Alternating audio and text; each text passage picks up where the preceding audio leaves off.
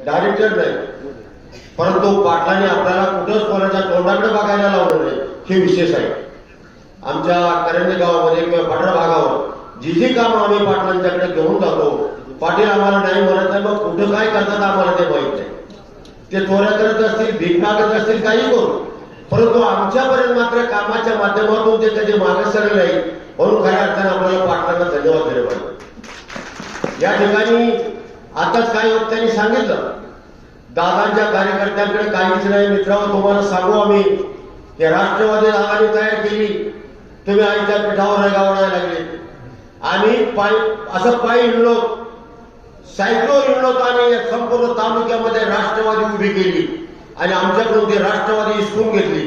मी या ठिकाणी आपल्याला सांगेन, पाटील तुम्ही पुढे चला, हे सैन्य तुमच्या पाठीमागे आहे. आमचं जरी वय झालं असेल तर आता तरुण मंडळी सगळे आहेत, तुम्ही फक्त पुढे व्हा, आम्ही सगळेजण तुमच्या पाठीमागे येतो.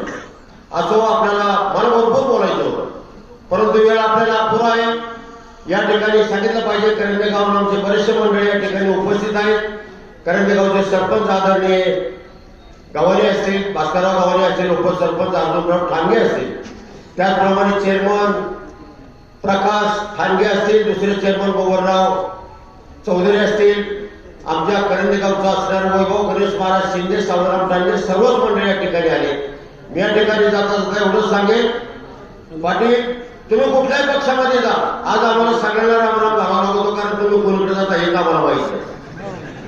म्हणून तुम्ही कुठल्याही पक्षामध्ये जा, तुम्ही जो निर्णय घेताल तो निर्णय खऱ्या अर्थाने आम्ही डोक्यावर उचलून घेऊ. आम्ही माझ्या सगळ्यांना एवढं त्या ठिकाणी सांगू इच्छितो आणि माझे 2 शब्द संपवतो. जय हिंद, जय महाराष्ट्र.